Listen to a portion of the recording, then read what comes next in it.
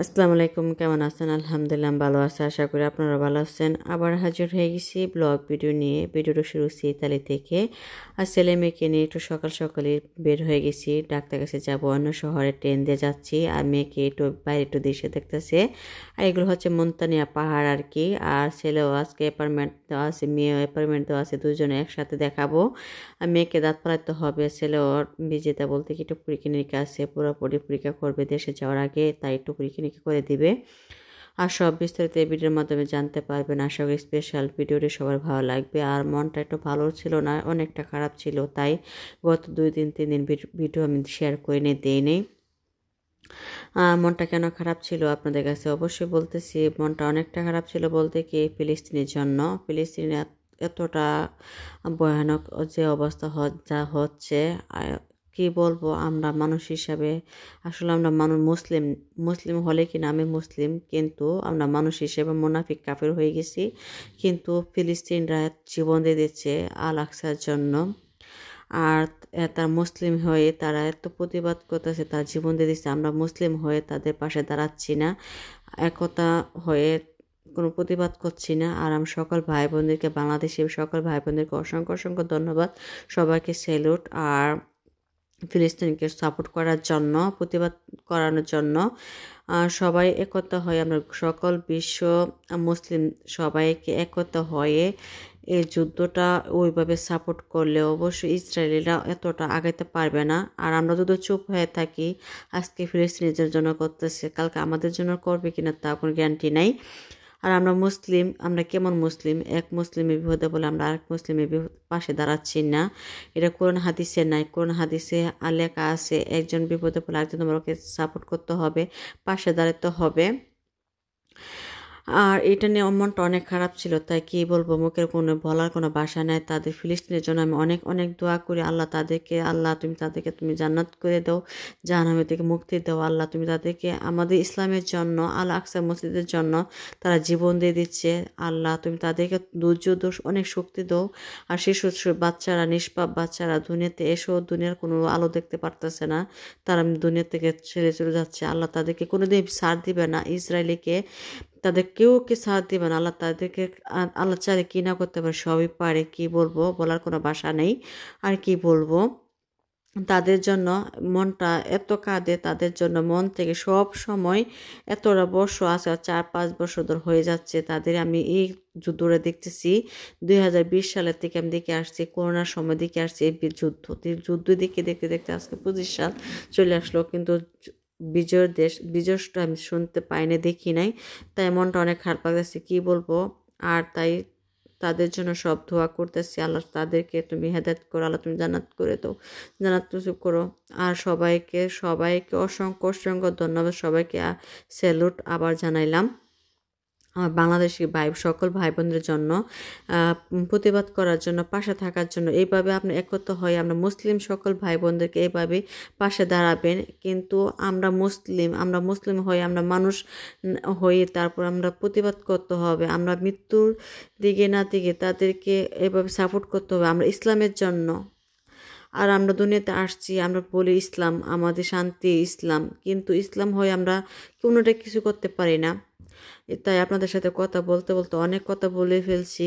আপনি এইভাবে পাশে দাঁড়ান, ওইভাবে ইসরায়েলিদেরকে এইভাবে সাপোর্ট করতে হবে। সকল বিশ্ব এই সবাইকে বলে দেন, আপনারা ইসলাম হয়ে কি মানুষ ফিলিস্তিনের পাশে দাঁড়ানোর জন্য, সাপোর্ট করার জন্য একতা হয়ে যুদ্ধ করতে হবে, প্রতিবাদ করতে হবে, তাহলে আমরা সবই পারবো ইনশাল্লাহ। আর সবার জন্য দোয়া করি। আর কথা বলতে তো অনেক কথা বলে ফেলছি, তাই বলতে বলতে আমার ছেলে মেয়েকে নিয়ে ডাক্তার দেখে তারপর বাসা চলে আসলাম। মেয়ে বলছে একটু বিরিয়ানি খাবে, তাই একটু বিরিয়ানি রান্নাটা শেয়ার করবো না, একটু মাংসটা রান্না করতেছি। রান্না বান্না করে তারপরে ছেলেকে একটু খাওয়াবো, মেয়েকে খাওয়াবো, তারপর আমার মার্কেটে যেতে হবে, ছেলে মেয়ের খাবার কিনতে হবে। বাসার খাবার বলতে সব শেষ হয়ে গেছে, কিনতে হবে আর কি। তাই রান্না বান্না বেশি শেয়ার টেয়ার করলাম না। আর আমি বাইরে একটু যত অনেক রোদও ছিল, তাই আমি ছেলেকে বারিন্দে নিয়ে আসছি খেলাধুলা করার জন্য। আমার ছেলেটা থেকে রোদ পেয়ে নিছি, শুয়ে বলছে। আর আমার ছেলেকে এত দুষ্টমি করে কি বলবো, অনেক দুষ্টমি করে। আমি ছেলে মেয়ের আমার সারা দিন সময় যে আমার ছেলে মেয়ের পেছনে। আর মেয়েকে স্কুলে দিয়ে আসলে আবার বিকেলে নিয়ে আসতে হয়। আমার মেয়েটা সারাদিন যে চলে যায় স্কুলে, সকাল 8টা থেকে বিকাল 4টা পর্যন্ত, আস্তে আস্তে 7টা হয়ে যায়। তারপরে কাপড় চাপড় চেঞ্জ করতে হয়, খাবার দিতে হয়। এভাবে আমার মেয়েটা অনেক ব্যস্ত হয়ে যাচ্ছে। আর এদেশে বিদেশে লেখাপড়া বলতে কি অনেকটা পরিশ্রম করতে হয়। আর সব মারা ছেলেদের সন্তানদের পিছনে অত পরিশ্রম দেয় না, কিন্তু আমি পরিশ্রম করি। যেমন আমার সন্তান বড় হয় কোনোদিন না বলতে পারে, আমার সন্তানদের বলতে পারে, ওর মাকে নিয়ে গর্ববোধ করতে পারে, ওর আব্বুকে নিয়ে গর্ববোধ করতে পারে। যেমন বলতে পারে আমার বাবা মা আমাদেরকে অনেক যথেষ্ট সময় দিয়েছে, যথেষ্ট খেয়াল রাখছে, যথেষ্ট আমাদেরকে অনেক কেয়ার করছে, এটা যেমন বলতে পারে। তাই আমার মতন সবাই এভাবে সন্তানকে খেয়াল রাখুন, সন্তানকে এভাবে হাসি মুখে খেলাধুলা করান, সন্তানকে সময় দেন। আমাদের সকল মারা উচিত সন্তানকে খেয়াল রাখা, সন্তানকে সময় দেওয়া, সন্তানরা হাসি মুখে রাখা, ভালো রাখার জন্য। আর এই জন্য আমার সন্তানকে আমি সবসময় হাসি খুশি রাখার চেষ্টা করি। আর সবসময় সময় দিই টাইম টু টাইম ঘুম পাড়ানোর জন্য, টাইম টু টাইমে খাওয়া দাওয়া করার জন্য, টাইম টু টাইমে খেলাধুলা করার জন্য। তো আমার সন্তানকে এভাবে করি। যখন আমার রান্না বান্না শেষ হয়ে গেছে, সে ছেলেদের খাওয়াই একটু বাইরে রোদ নিয়ে আসলাম। এই যে বাইরে দুপুরে 1টা 2টা বেজে গেছে আর কি।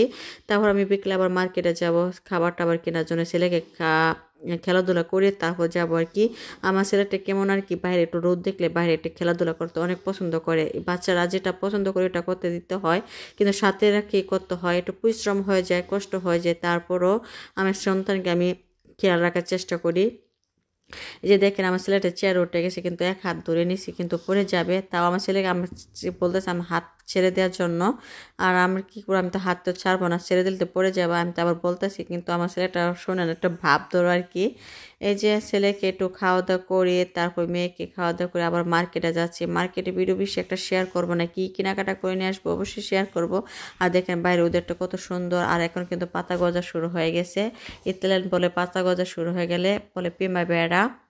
আর দেখেন দেখতে এখন আস্তে আস্তে পাতা গজাবে, দেখতে দেখতে অনেক সুন্দর দেখা যাবে, কিন্তু মরা গাছের মতো দেখা যাবে না। আর কি বলবো, তাই ভিডিওটা সবাই ফুল ওয়াচ করে দেখবেন। অবশ্যই একটু ভিডিওটা ভালো লাগবে, ভিডিওটা টেনে দেখবেন না। আর ভিডিও টেনে দেখে আমার চ্যানেলটা ডাউন করে দিবেন না। আজকে যদি আমার ক্ষতি করবেন, কালকে আপনার ক্ষতি যে করবে না এটা কোনো গ্যারান্টি নেই, আমার ক্ষতি করবেন না।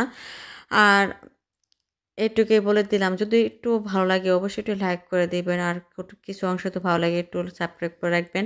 আর যে দেখেন আজকে ঝুঁকিনি কিন্তু অনেক সুন্দর টাটকায়, তাই কয়েকটা ঝুঁকিনি নেব, ঝুঁকিনি কিন্তু বাজি করে খাবো। বাজি করে আমি খাবো না, আমার ছেলে মেয়েকে খাওয়াবো। কিন্তু ঝুঁকিনিটা অনেক ভালো, কিন্তু আমার তরকারি থেকে আমার বাজিটা অনেক ভালো লাগে। আর কীভাবে বাজি করে অবশ্যই শেয়ার করবো রান্নাটা। আর এই যে এখান থেকে গোত নেব, গোত বলতে গিয়ে ইতালিয়ান ভাষা বলে টক দই বলে গোত। গোত অনেক রকম হয়, মিষ্টি দই আছে, ফল মিক্স করা আছে, আবার খালি টক দই আছে। আর এগুলো যে দেখেন পদ্ম ফুলের মতো, এগুলো না, এগুলো ইতালিয়ানরা অনেক খায়। এটা স্যুপ রান্না করে, তারপরে যে পিওর রান্না করে, আবার সালাদ বানিয়ে খায়। এই যে দেখেন কথা বলতে বলতে আমি সোজা বাসায় চলে আসছি। এসে দেখেন কতগুলা বাজার করছি। আজ বাসে কিছু ছিল না, তাই অনেকগুলো বাজার করতে হয়েছে। এগুলো ঝুঁকিনি আমরা প্রায় 2 কেজি মতো নিয়ে আসছি। আর ঝুঁকিনিটার ওজনটা বের হয় আর কি। এই ঝুঁকিনিটা অনেক ভালো, আর শুটকি দিয়ে রান্না করা যায়, চিংড়ি মাছ দিয়ে রান্না করা যায়, বাজি করা যায়। আর এই ভাজিটা আমার খেতে অনেক পছন্দ হয়। আর ঝুঁকিনি ভাজিটা আমি রান্না শেয়ার করব, এটা আপনাদের ভাই আমার ভাজিটা শিখাইছিল রান্নাটা। আমার ভাই একদিন রান্না করে খাওয়াইছিল, তাই আমার কাছে অনেক ভালো লাগছিল। তাই ঝুঁকিনি ভাজিটা একদিন রান্না শেয়ার করবো। এগুলোতে লেবু নিয়ে আসছি। আমার মেয়ে যখন বিরিয়ানি রান্না করছিলাম বলছে লেবু নিয়ে আসতে, কিন্তু লেবু ছাড়া বিরিয়ানি খাবে না, তাই লেবু নিয়ে আসলাম। এই লেবুটা এত ভালো, এত ফ্লেভার কি বলবো। আর এদেশে বিদেশে দেখবেন লেবুর একটু শুকাইয়ে কিন্তু মশলা বানায়, কিন্তু খেপসা রান্না করলে, তারপরে অন্যান্য রান্না করলে একটু লেবুটা লাগে আর কি। আমরা যেমন কাঁচা লেবু, ওটা কাঁচা লেবু দিবে না, শুকনো লেবুটা দিবে, একটু বড় লেমন জাতীয়। আর 2টা ডিম নিয়ে আসছি, 2টা বলতে কি 20টা আর কি, 2 প্যাকেট ডিম নিয়ে আসছি। তারপর একটা যে আমার মেয়ের যেটা কলা নিয়ে আসছি, কলা বলতে এটা আটা আর কি। আর এই যে পিৎজা কাটার জন্য আর কি এটা। আর যে ওই আটাটা শেষ হয়ে গেছে, তা আমার নিয়ে আসতে গতকালকে আমার একদম শরীরটা ভালো ছিল না, মনটা ভালো ছিল না, তাই মেয়ের কলাটা এনে দিতে পারি নাই। তা আজকে আমার তো বাধ্যতামূলক আজকে বাজার করতে হবে, যেতে হবে, তাই একটু গেছিলাম, কিন্তু মনটা ভালো ছিল না, বাজার সাজার করতে ইচ্ছে করে না, খেতে ইচ্ছে করে না। এই যে ফিলিস্তিনের জন্য মনটা এত কাঁদে, মনটা এত খারাপ লাগে। আল্লাহ আমার তো বেশি বেশি আল্লাহ তো আমার বেশি ক্ষমতা দিত, বেশি আমার টাকা পয়সা দিত, আর ফিলিস্তিনের পাশে তো দাঁড়াতে পারতাম, তাহলে মনটা একটা খুশি করতে পারতাম আর কি। এই যে আমার মেয়ের পছন্দের স্ট্রবেরি নিয়ে আসলাম আবার। আর এই স্ট্রবেরি অনেক টাটকা, কিন্তু এখন এর সময় কিন্তু স্ট্রবেরি বেশি বেশি পাওয়া যায়, আর এই একদম রসালো, অনেক মিষ্টি হয়, আর বাচ্চারা এগুলো অনেক পছন্দ করে। কিন্তু আমার ছেলে মেয়ে তো এমনি খায় তা না, আমার ছেলেকে দুধ দিয়ে স্ট্রবেরি দিয়ে আর লাচ্ছি বানিয়ে দিই। আমার ছেলেটা লাচ্ছি খেতে অনেক পছন্দ করে, আর আমার মেয়ে লাচ্ছিটা খায় না তেমন, কিন্তু এমনি খাবে। আমার মেয়ের ফ্রাগোলাটা অনেক পছন্দ করে, আর এই সময় ফ্রাগোলাটা কি এত মিষ্টি হয় আর অনেক রসালো হয়। আর এই সময় এই মৌসুমে, হালকা শীতের মৌসুমে ফ্রাগোলাটা বেশি বেশি পাওয়া যায় আর ইতালিতে। আর সামারে তেমন বেশি পাওয়া যাবে না, আর কদিন পরে চেরি উঠবে, আর তখন তেমন একটা ফ্রাগোলা বেশি একটা পাওয়া যাবে না, কম পাওয়া যাবে। তারপর কলা নিয়ে আসলাম, কলাটাও আমার ছেলেকে একটু খাওয়াই আর কি। ছেলেটাও একটু আপেল, কলা, মালটা সবসময় খাবার পছন্দ করে না, একটু মাঝে মাঝে পছন্দ করে, কিন্তু কদিন 2 দিন 1 সপ্তাহ কলা আনি নেই, কলা নষ্ট করতো, তাই কলা নিয়ে আসি না, তখন দিকে কলা খেতে চাই, তারপর আজকে নিয়ে আসলাম।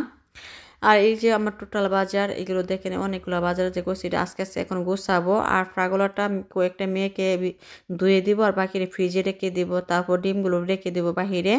আর এখন যত হালকা শীত, আমার ডিম ফ্রিজে রাখতে হবে না, কিন্তু এই যেটা আনছে ওইটা ফ্রিজে রাখতে হবে। আর দেখেন এই ডিম কিন্তু একদম ফ্রেশ। কিন্তু এ দেশে ডিম কিন্তু ডেট অনুযায়ী আনতে হয়, আর ডেট শেষ হবার আগে ডিমগুলো খেয়ে শেষ করতে হয়। আর এ দেশে ডিম ডেট ওভার হয়ে গেলে ডিম খাওয়া যায় না। এদেশে সব প্রত্যেকটা খাবার ডেট অনুযায়ী, একটা ফল ডেট অনুযায়ী, একটা দুধ একটা ডেট অনুযায়ী, কত তারিখ ডেট থাকবে এই অনুযায়ী আমরা খাবার কিনে আনতে হয় আর কি। প্রত্যেকটা খাবার লেখা থাকে কত তারিখ যদি ডেট থাকে ও অনুযায়ী খাবার শেষ হয়। আর যেটা হচ্ছে কল্লা, আমার মেয়ে যে ড্রয়িং করার জন্য আলকা যেটা আটা জাতীয় ওইটা লাগাইতে হয়, যেটা সোবারগুলো আটা বলে, যেটা গাম বলে, ওইটা আর কি কল্লা বলে তেলেন বাসায়। ওইটা নিয়ে আসলাম, মেয়ে শেষ হয়ে গেছে। এটা আমার মেয়ে অনেক বেশি বেশি লাগে, যত বেশি বেশি এদেশে বেশি বেশি বাচ্চাদেরকে ড্রয়িং করানো হয়, আঁকা হয়, তো এগুলো লাগে আর কি। এগুলোতে ফ্রিজে রেখে দেবো, লেমন, চেরি, বানানা, ফ্রাগলে এগুলো আছে, আমার ছেলেকে খাওয়াই। আর দেশে বেশি বেশি বাচ্চাদের এগুলো খাওয়ালে ভালো হয়, বড় ছোটো বড়ো সব বাচ্চারা খাইতে পারে। যেতে আমার ছেলের জন্য জুস। ভিডিওটা এখন যেতে ভালো থাকবেন, সুস্থ থাকবেন, আল্লাহ হাফিজ। সবার জন্য দোয়ার ভালোবাসা।